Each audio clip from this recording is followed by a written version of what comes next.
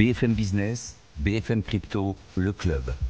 Sandra Gandoin. Bonjour à tous, bienvenue dans BFM Crypto, le club. Je suis ravie de vous retrouver pour cette demi-heure consacrée à la sphère crypto. Hier, si vous nous avez suivis, vous savez qu'on a parlé aux sceptiques. Avec des sceptiques, ça n'a pas plu à tout le monde, mais il faut bien essayer de convaincre. Point de cela, aujourd'hui on va être très concret. Et ce sera d'ailleurs un rendez-vous tous les jeudis dans BFM Crypto, le club. On va répondre à vos questions, les questions que vous vous posez fréquemment sur les cryptos, que vous soyez investisseur ou même que vous ayez envie de créer vos propres mèmes, comme l'a fait Donald Trump avec Melania le week-end dernier. On va voir si c'est facile, si c'est accessible. On va répondre à toutes ces questions. Pour cela, Stéphanie Fra est avec moi, Senior Management chez CoinHouse. Bonjour, Bonjour. Stéphane, bienvenue dans l'émission à nouveau. Je suis ravie de vous retrouver. On aura Morgane Rose Nlandu qui sera avec nous, la fondatrice de Crypto 360. Elle sera avec nous dans un petit instant. Elle a été retardée. Cette émission est donc pour tous ceux qui s'intéressent aux cryptos et vous pouvez nous écrire. Il y a une adresse crypto@bfmbusiness.com. Vous nous écrivez, vous nous posez toutes vos questions et on y répond avec nos spécialistes. On va répondre à ces questions qu'on se pose très souvent dans l'univers des cryptos, Stéphane. Mais avant ça, je voulais revenir sur cette actualité. David Ballan, le cofondateur de Ledger, qu'on connaît bien ici, a été libéré, annonce du parquet de Paris. Il avait été enlevé la veille à son domicile dans le Cher, c'était mardi. Les investigations sont menées pour enlèvement et séquestration en bande organisée pour obtenir l'exécution d'une condition. Les enquêteurs, les ravisseurs ont réclamé finalement une rançon en crypto-monnaie. Ça pose quelques questions en fait sur ce secteur des cryptos, évidemment. On ne va pas parler dans cette émission de criminalité ou de pénal, mais j'ai envie de vous faire quand même réagir parce que ça montre quelque chose. On rappelle ce que c'est que Ledger. Déjà, c'est ce portefeuille numérique sur lequel on conserve ces comptes crypto. C'est une de nos licornes françaises. Et qu'est-ce que ça pose comme question en réalité sur le secteur, sur l'engouement que finalement ce secteur émet? En fait, il y a un des avantages de la crypto qui, dans ce cas-là, peut être un inconvénient, c'est la facilité finalement à déplacer des fonds. Les ravisseurs, quelque part, se sont dit, cette personne étant dans ce secteur-là depuis un certain temps, elle doit certainement avoir un portefeuille numérique et du coup, si on réclamait, on va dire du cash, des bons vieux euros, ça serait potentiellement très difficile d'aller dans le système bancaire pour y avoir accès. Oui. Ça prendrait du temps et potentiellement, ça serait difficile d'avoir juste des billets. Ils seraient peut-être pas facilement infalsifiables. Là où finalement, faire un transfert de crypto, c'est un des use cases de la blockchain et notamment de Bitcoin, c'est justement de faire du transfert facile, pas cher et rapide. L'incroyable engouement, l'envie que suscite ce secteur, ça montre ça aussi, cette affaire. Bonjour Morgane Rose Nlandu, vous êtes arrivée, vous êtes fondatrice de Crypto 360. On est ravis de vous retrouver dans cette émission. Est-ce que je vous fais réagir aussi à cette actualité? Ledger, ça montre effectivement que les cryptos, c'est un secteur où il y a de plus en plus d'engouement, d'envie, de jalousie probablement aussi. C'est aussi un secteur qui va peser économiquement de plus en plus. C'est ça que ça montre. Je pense que c'est clairement ça que ça montre. C'est pas la première fois, malheureusement, qu'on vit ça dans cet écosystème. Ouais. Et c'est un petit peu malheureux. Je pense qu'effectivement, vu que Bitcoin prend de la valeur, l'ensemble du marché suit Bitcoin. On sait que quelqu'un qui investit en crypto peut, effectivement, s'il a en plus commencé à accumuler du Bitcoin assez rapidement et tôt, avoir effectivement un portefeuille qui est très intéressant et je pense qu'on peut devenir des targets complètement. Oui, vous l'avez dit, c'est pas la première affaire de ce genre dernièrement. Ça pose cette question, Stéphanie Fra. C'est pas le premier cas d'enlèvement. L'Europe est en train de se doter d'un système, d'une réglementation. Est-ce qu'elle va aussi devoir se doter, renforcer en tout cas son arsenal juridique spécifiquement sur ce secteur, d'après vous? Je pense que ça va être difficile. Par contre, ce qui vient d'être mis en place il y a très peu de temps, depuis le début d'année, c'est ce qu'on appelle la travel rule. C'est-à-dire que si vous avez accès à des cryptos et que vous voulez les convertir à un moment donné, il va falloir justifier de l'origine des fonds. Or, évidemment, quand il y a ce genre d'opération, il y a une trace sur où les bitcoins ont été envoyés, ou d'autres cryptos. Et pour le coup, l'adresse de réception, elle va être flaguée. Il y a tout un tas de protocoles qui justement flaguent ce genre de choses. Et donc ça sera très difficile pour les criminels finalement de convertir ces cryptos ou de les utiliser dans l'économie réelle. Évidemment, on reviendra sur notre site, sur cette affaire. Enquête et derniers éléments à retrouver sur notre site bfmbusiness.com. Et évidemment, on souhaite un très bon rétablissement à David Balland, le cofondateur de Ledger. On va passer à l'essence de cette émission du jeudi, les questions, les réponses et cette adresse que vous devez connaître par cœur, crypto@bfmbusiness.com. Vous nous écrivez, vous nous posez toutes vos questions. Morgane Rose, cette première question. Comment sécuriser ses actifs en crypto pour éviter de les perdre? Effectivement, bonne question. Complètement. Alors, je pense qu'il y a un concept qui est quand même fondamental quand on investit dans cet écosystème à connaître, c'est que pourquoi est-ce qu'on dit crypto-monnaie? Parce qu'en fait, on utilise de la cryptographie, mais pas n'importe laquelle. Exactement. Alors, il existe une cryptographie plutôt connue, qui est un chiffrement, une cryptographie qui est symétrique. Là, en fait, on a un chiffrement et un déchiffrement avec une seule clé. Mais nous, on est un peu original dans l'écosystème, on utilise une cryptographie qui est asymétrique. Ce que ça veut surtout dire, c'est qu'en fait, on a une clé qui est privée et on a une clé qui est publique. Et la plupart des gens qui investissent dans cet écosystème, malheureusement, ne connaissent pas du tout cette importance qu'a la cryptographie chez nous. Et en fait, ce qui se passe, c'est que la plupart des personnes qui investissent en crypto n'ont pas la réelle propriété de leurs fonds. Pourquoi? Parce qu'ils ne possèdent pas leur clé privée. Et comment est-ce que je possède mes clés privées? C'est lorsque je transfère mes fonds sur, par exemple, un portefeuille, un wallet. Je pense que vous connaissez tous Ledger, mais oui, dont on vient de parler, Trésor, Engrave, il y en a beaucoup. Et donc, en fait, c'est vraiment un concept à connaître. Parce que si j'achète des cryptos et que je laisse mes cryptos sur un exchange, une plateforme d'achat assez connue, Binance, Coinbase, Kraken, Crypto.com, eh bien malheureusement je ne suis pas propriétaire de mes cryptos. C'est bien de le réexpliquer effectivement. Ce qui nous amène à cette question, Stéphane, est-ce qu'il faut être expert en technologie pour comprendre les crypto-monnaies? Il faut aller jusqu'où dans la connaissance? Alors oui et non. On peut très bien appréhender des projets. Typiquement, je pense à un projet comme Aave qui permet de faire du prêt et de l'emprunt de manière assez facile, de manière décentralisée. Finalement, tout le monde sait ce que c'est qu'un prêt. Tout le monde est capable de vouloir placer des fonds ou au contraire de vouloir emprunter des fonds. Donc il peut y avoir des projets où on comprend le concept. Après, la manière dont c'est mis en œuvre, c'est forcément plus compliqué. On peut aussi avoir en tête, est-ce qu'on a besoin de savoir comment Internet fonctionne pour s'en servir? Bien non. sûr. Donc on peut se servir des crypto-monnaies de crypto-monnaies sans forcément savoir comment ça fonctionne dans le détail. Donc voilà, pour moi, il faut distinguer un peu la partie usage. Et là, c'est aux porteurs de projets de faire passer un message et d'arriver à avoir quelque chose qui parle à un public le plus large possible. Oui, que ce soit quand même compréhensible. Que ce soit compréhensible, mais si c'est compréhensible, alors les gens vont s'y intéresser et donc vont investir sur le projet et donc le porteur de projet doit aussi en récupérer les bénéfices. Et donc il faut distinguer cette partie-là qui est plutôt du marketing, mais c'est pas marketing dans le mauvais sens du terme, c'est être capable de faire passer des idées. Et la partie technique, la mise en œuvre, qui elle peut être compliquée. Effectivement, on parle de cryptographie asymétrique. Je défie beaucoup de gens de savoir exactement comment ça fonctionne. Pour autant, à partir du moment où c'est inclus dans les objets qu'on manipule, il n'y a aucune raison de ne pas faire confiance à ça. Morgane Rose, vous voulez réagir? Oui, je pense que justement, quand on investit dans cet écosystème, savoir comment être réellement propriétaire de ces cryptos, pour moi, en fait, c'est la base. Ouais. Et c'est ça qui m'étonne le plus, c'est que beaucoup de gens, j'accompagne des gens depuis 2 ans, me disent « Ah, moi, je ne savais pas que je devais mettre mes cryptos sur un portefeuille. À quoi ça sert? Est-ce que la plateforme que j'utilise, c'est pas comme une banque ?»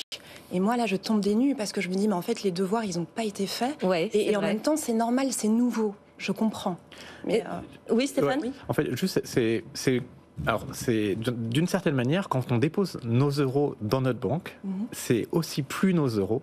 C'est vrai, bien sûr. On a une créance sur la banque oui, et c'est pas nos euros. Non, et si on les réclame, on espère que la banque va nous les rendre. Est-ce que cette connaissance technique, technologique dépend un petit peu de ce qu'on a comme type de crypto et de ce qu'on veut en faire? On connaît très bien Bitcoin, on connaît très bien le système Ethereum. Là, à peu près, on comprend tout ce qui est derrière cryptoactifs. Et Dieu sait que c'est immense parce qu'il y a des créations de cryptoactifs tous les jours. Est-ce que ça dépend pas de ça, finalement, Stéphane, de cette connaissance qu'on doit avoir plus ou moins approfondie du système? En fait, effectivement, il y a des cryptoactifs emblématiques que tout le monde connaît, où on a l'impression de connaître comment ça fonctionne, et il y a des dizaines de milliers de cryptoactifs dont on ne sait absolument rien. Et finalement, une des peut-être un des conseils qu'on peut donner aux gens qui nous écoutent, c'est de se dire, soit vous allez sur quelque chose de très connu, et à la limite, vous aurez peut-être relativement peu de surprises, soit vous voulez des choses beaucoup plus exotiques, et si vous n'avez pas la compétence pour analyser les projets, tournez-vous vers quelqu'un qui l'a fait à votre place, en faisant attention aux biais que les gens peuvent avoir, puisqu'il y a toujours des gens qui ont des biais. Mais voilà, faites un petit peu de vos travaux de recherche avant d'aller là-dessus. C'est un peu comme dans tout, il faut se faire accompagner. C'est quand même un secteur extrêmement particulier. Dans les cryptos, dans Bitcoin, dans ce système, il y a les mineurs, il y a les plateformes d'échange, et on l'a dit, il y a le stockage. Morgane Rose, comment on choisit justement une bonne plateforme fiable pour acheter des cryptos ?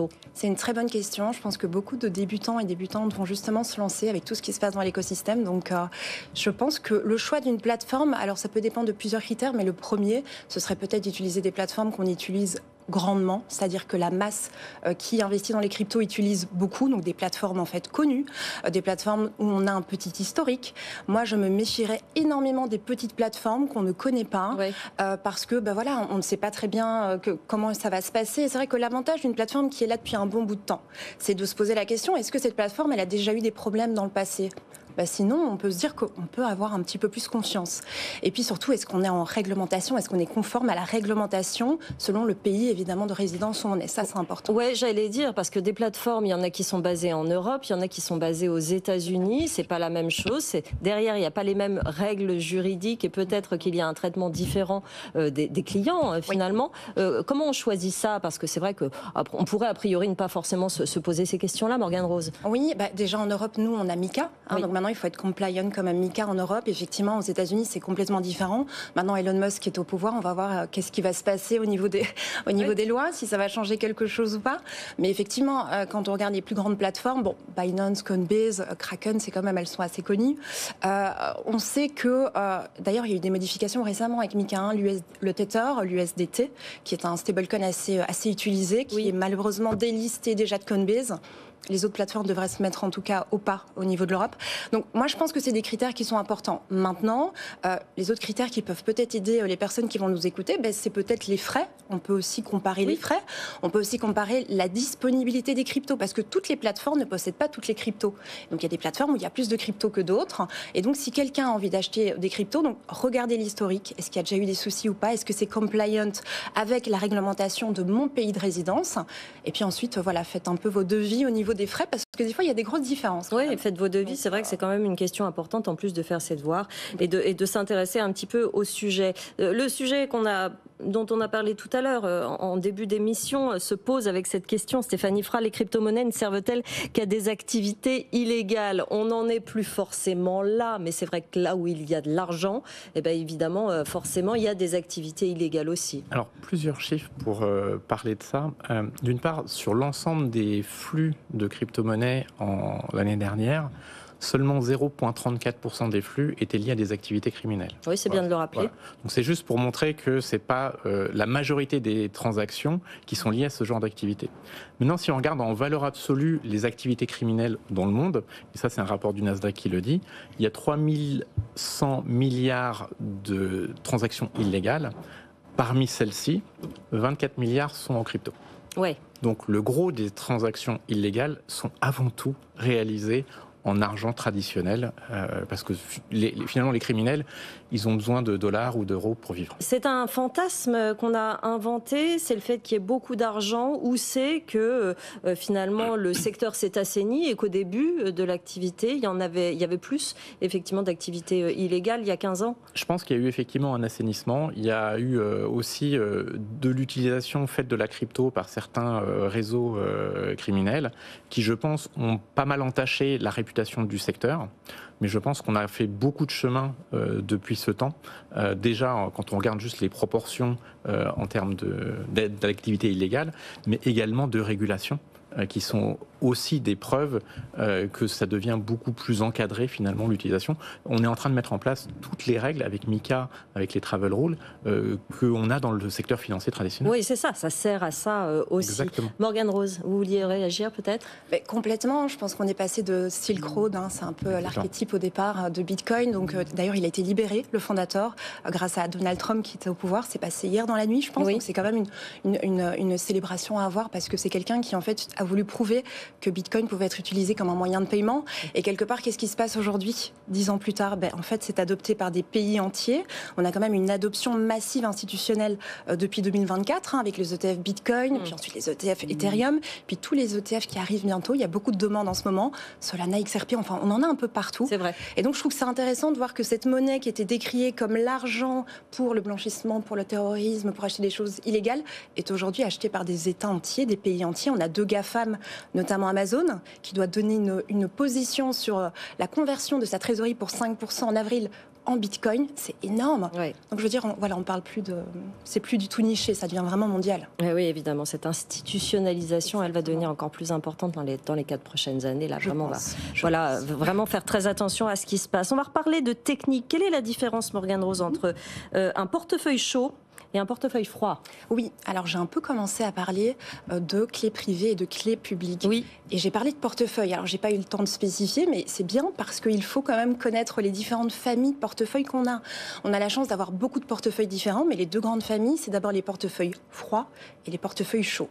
Alors qu'est-ce que c'est froid et chaud? En fait, c'est assez simple. Il y a une version qui est gratuite, qui est une simple extension que je vais pouvoir en fait télécharger sur mon portable, sur mon PC. Ça, ce sont les portefeuilles de type chaud. Chaud parce que connectés à Internet. En fait, ils vont effectivement vous donner la pleine propriété de vos clés privées, ce qui est déjà super, ce qui est déjà beaucoup mieux que laisser ça sur un exchange centralisé, donc qui prend en custodie pour vous vos clés privées. Mais le niveau de sécurité un petit peu supplémentaire que moi j'aime bien, par exemple, ce serait un portefeuille de type froid qui va en fait garder nos clés privées de manière offline, c'est-à-dire hors ligne, non connecté à Internet. Vous avez beaucoup d'exemples, Ledger, Trezor, Engraved, dont j'ai déjà parlé. Et le gros avantage, c'est que ce sont aussi des portefeuilles qui arrivent à la maison. Ils sont tangibles, ils sont corporels. Pour les gens qui ont besoin un peu de tangible dans notre écosystème qui est quand même très virtuel, très digital, et bien là, vous recevez un portefeuille que vous commandez qui arrive à la maison et vous devez mettre un petit code. Et ça, c'est intéressant. Mais la grosse différence, c'est qu'il y en a un où les clés privées, eh bien, elles sont stockées hors ligne. C'est les portefeuilles froids et les portefeuilles chauds. Les clés privées sont malheureusement en ligne, un petit peu moins sécurisées. Oui, c'est ça, parce que ça impliquera votre propre responsabilité si vous perdez ce portefeuille physique. Bon, c'est de votre responsabilité. Les seed phrases, en fait, les recovery phrases, ce sont des mots de passe qui nous donnent accès en fait à nos clés privées, et c'est ça dont on doit faire la gestion effectivement. Quand on est en self-custody, mais la souveraineté, être propriétaire de ces cryptos, c'est aussi ça. C'est intéressant, effectivement, cette différence. Une autre question pour vous, Stéphanie Frac. Investir dans les crypto-monnaies garantit-il de gros profits? Ça doit être même la question numéro 1. Ça se saurait. si on pouvait investir avec une garantie de profit, ça se saurait. Et si en plus on pouvait avoir une garantie de profit très important, ça se saurait. Donc la réponse est évidemment non. Il y a effectivement des périodes plus favorables que d'autres pour investir. Le marché crypto est un marché qui est relativement cyclique, avec des cycles d'environ 4 ans, qui sont très liés à un phénomène sur la blockchain Bitcoin avec le halving. C'était en avril dernier. C'était en avril 2024. Et donc, par rapport à cette date-là, il y a un cycle. Alors le maximum du marché n'est pas au moment du halving, il est environ 18 mois plus tard. Donc, pour cette année, on devrait arriver en octobre-novembre, aux alentours. À partir de là, on devrait avoir un maximum de marché. Et puis derrière, encore une fois, si les cycles précédents se répètent, ce dont on n'est jamais sûr, on pourrait avoir une baisse de marché. Donc voilà, donc il n'y a aucune garantie que vous gagnez de l'argent en investissant sur ces actifs-là. Il faut bien voir quand même que la plupart de ces actifs-là, c'est des formes de représentation d'entreprises innovantes très jeunes. Donc ça se serait également si vous investissiez en capital risque et que vous gagniez à tous les jours, à tous les coups, ça se saurait. Donc c'est clairement pas le cas. Par contre, il y a des cycles qui sont favorables. En ce moment, on est en plein milieu d'un cycle favorable, donc c'est plutôt le moment d'investir. Encore maintenant ? Jusqu'à la fin de l'été. D'accord. Et la fin du cycle est souvent une phase d'accélération, donc où on peut avoir des gains importants. Encore une fois, ça ne se fait pas de manière linéaire. Il peut y avoir des gros trous d'air, donc il faut avoir le cœur aussi bien accroché. Oui, c'est ça. Et la contrepartie, on va dire, d'un risque important et d'espoir de gains important, c'est qu'il va falloir miser sur son portefeuille investissable qu'une fraction raisonnable. Alors nous, on préconise 5 à 10%, mais en fait, la manière de se prémunir contre ce risque-là, c'est de cantonner finalement votre investissement à une partie raisonnable de votre portefeuille. C'est très volatile, investissez l'argent dont vous n'avez pas besoin, évidemment, c'est très important de le dire. Et du coup, Morgane Rose, est-ce qu'il faut à la base un gros capital pour commencer à investir dans les cryptos? Alors non, ça c'est une fausse croyance que j'entends énormément. Et heureusement que non. En fait, on peut commencer avec ce qu'on a. Et ce qui est très intéressant, c'est de se rendre compte que la plupart des cryptos, elles sont divisibles. Donc on ne doit pas acheter un bitcoin entier. Voilà, ça c'est une autre question qu'on me pose souvent. À 100 000 et quelques, parce qu'on est toujours au-dessus des 100 000 $, ce serait compliqué. Ce ne serait pas accessible à beaucoup de monde. Donc heureusement que non. On peut commencer avec ce qu'on a. Je crois que le minimum sur les exchanges que moi j'ai remarqué, c'était 20 €. Donc je pense que 20 €, c'est quand même à la portée de la plupart des personnes qui nous écoutent probablement aujourd'hui. Oui. Et pour parler de la divisibilité peut-être de Bitcoin, je ne sais pas si c'est aussi un axe intéressant, mais un Bitcoin, par exemple, on peut le diviser jusqu'à 1 Satoshi. C'est-à-dire qu'on peut aller à 8 chiffres après le 0.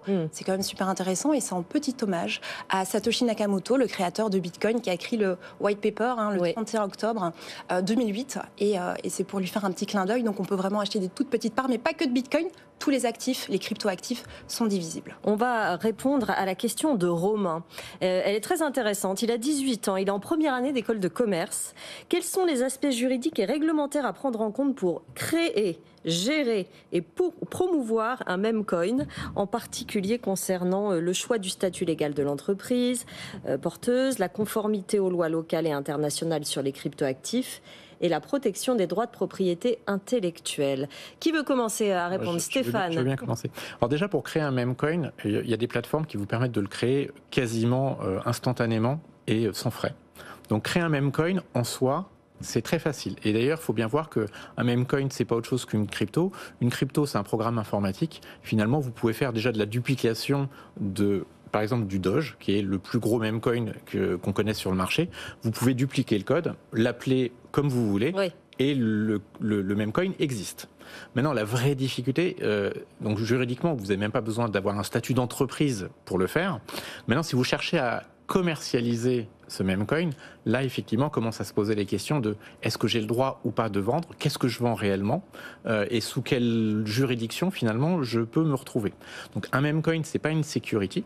Donc, a priori, il n'y a pas besoin d'aller voir l'AMF pour faire ce genre d'opération.